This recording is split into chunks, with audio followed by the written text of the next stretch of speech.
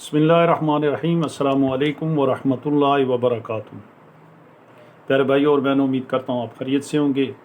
मैं आज एक नए टोटके के साथ आपके सामने हाज़िर खिदमत हूँ। उम्मीद करता हूँ ये मेरा टोटका आपको पसंद आएगा और इंशाअल्लाह ये टोटका फ़ायदा भी देगा। छोटा सा टोटका है ये उन लोगों के लिए जिनके अक्सर बेशतर सांस लेने में उनको बड़ी प्रॉब्लम होती है कि डॉक्टर के पास जाते हैं तो डॉक्टर कहते हैं ये आपकी हड्डी बढ़ गई है या आपका गोश्त बढ़ गया है।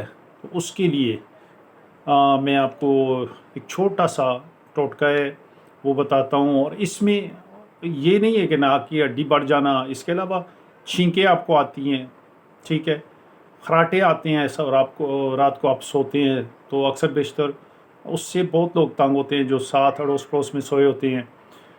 यानी नाक का बंद हो जाना, सांस की रुकावट हो जाना, छींकें आना और हड्डी का बढ़ना, इस सब चीज़ों के लिए बस एक छोटा सा, हर घर में ये चीज़ अवेलेबल है। सरसों का तेल उंगली पर लगाएं और आप उसको नाक के एक तरफ लेट कर और दूसरी तरफ ये लगा लें, इसको यानी तर कर लें नाक को। तो इंशाअल्लाह ताला अल्लाह ने चाहा तो चंद दिन आप इस्तेमाल करते रहें।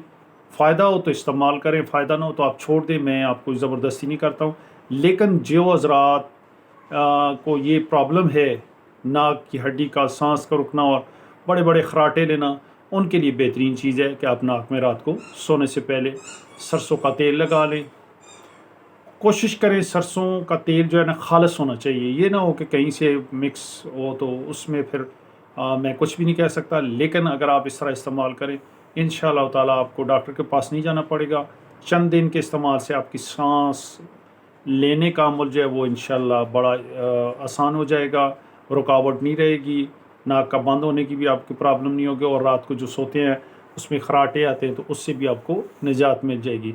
ये मेरा चैनल है फ्री टोटका ट्रायर के नाम से, सब्सक्राइब करें, शेयर करें। फ़ायदा हो तो मैं यही कहता हूँ कि प्लीज़ इसको अपने तक न रखें, इसको आगे शेयर करें तो जो किसी दूसरे भाई बहन को तकलीफ़ है तो उस तक ये पहुँच जाए, तो वो आपके लिए भी और मेरे लिए भी सदका जारिया हो जाएगा।